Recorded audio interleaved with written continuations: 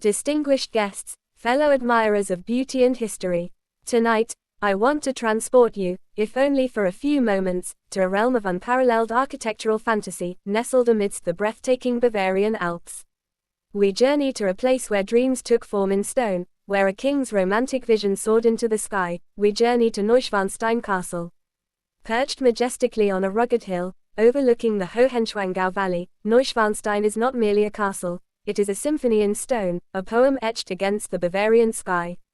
Its very name, New Swan's Stone Castle, evokes images of the romantic swan knight Lohengrin, a figure that captivated the imagination of its creator, King Ludwig II. Imagine, if you will, the year 1869. The world was rapidly modernizing, yet King Ludwig, often dubbed the fairy tale king, yearned for a sanctuary from the increasingly prosaic realities of his reign. He sought to create a personal haven, a stage for his vivid fantasies, drawing inspiration from medieval German legends, operatic themes, and the romantic ideals of chivalry. And what a sanctuary he built! From its iconic towering turrets, piercing the clouds with their elegant grace, to its delicate white limestone facade, Neuschwanstein seems to emerge organically from its dramatic landscape. It is a harmonious blend of Romanesque, Gothic, and Byzantine influences, a testament to Ludwig's eclectic tastes and his desire for something truly unique.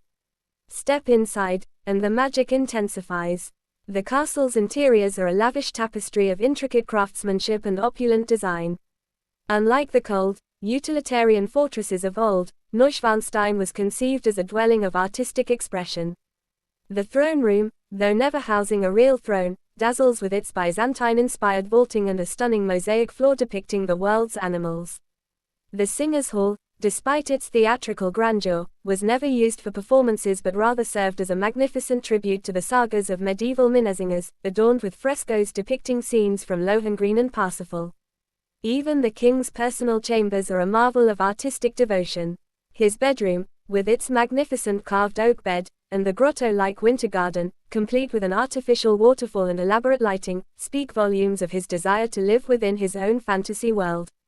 Every detail, from the intricately carved woodwork to the shimmering silk wall coverings, whispers tales of mythological heroes, valiant knights, and tragic lovers. Neuschwanstein was a deeply personal project for Ludwig, a solitary escape from a world he found increasingly alien. Tragically, he would only live in his beloved castle for a mere 172 days. Upon his untimely and mysterious death in 1886, the castle was opened to the public, almost immediately becoming one of Europe's most visited attractions. Today, Neuschwanstein stands as a powerful symbol, not just of King Ludwig's eccentric genius, but of the enduring human capacity for imagination and the pursuit of beauty. It is a reminder that even in an age of practicality, there is still a place for dreams, for fantasy, for the whimsical. When you gaze upon Neuschwanstein, you aren't just seeing a building, you are seeing a king's soul laid bare.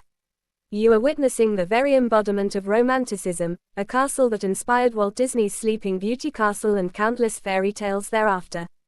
So, the next time you dream of faraway lands, of knights and legends, let your mind wander to the Bavarian Alps, to that magnificent white castle emerging from the mists. Let Neuschwanstein remind you of the power of imagination, the allure of the extraordinary, and the timeless beauty that can be born from a king's singular, captivating dream. Thank you, distinguished guests, fellow dreamers. I'm so glad you asked for one more journey with me, because frankly, one visit to Neuschwanstein, even in our minds, is never truly enough. This isn't just a building, it's an experience, a whisper from a past where imagination reigned supreme. A king's obsession. Let's delve a little deeper into the mind of its creator, King Ludwig II. Often dismissed as eccentric, perhaps even mad, Ludwig was, in truth, a monarch deeply out of step with his time. The mid-19th century was an era of industrialization, political consolidation, and a stark move away from the romantic ideals of yore. But Ludwig, he yearned for the medieval, for the mythical. He saw himself as a patron of the arts, a modern-day Parsifal, and his castles were to be his sacred temples.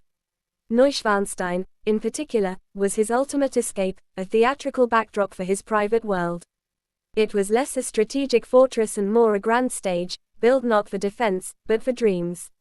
The artistry within, When we speak of Neuschwanstein, it's easy to be captivated by its breathtaking exterior, those iconic white towers against the green Bavarian forests. But the true marvel, the testament to its singular vision, lies within its walls.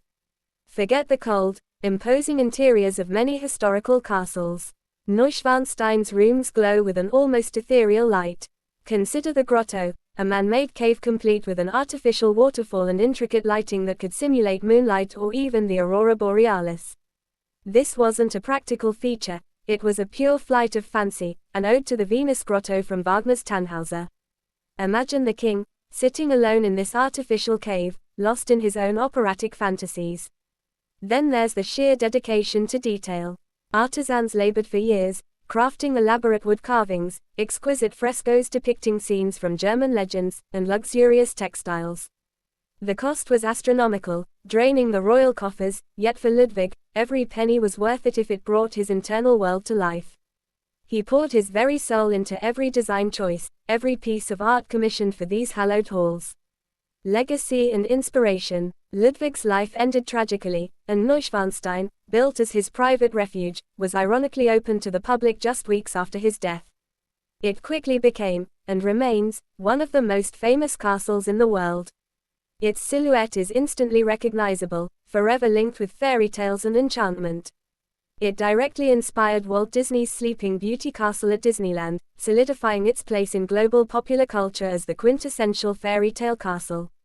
Neuschwanstein stands as a powerful reminder that sometimes, the most impractical dreams can leave the most enduring legacies. It's a monument to the power of art, imagination, and the unwavering pursuit of a personal vision, no matter how unconventional. So, the next time you gaze upon an image of Neuschwanstein, don't just see stone and mortar. See the dream of a king, soaring into the Bavarian sky, inviting us all to believe in a little bit of magic. Thank you.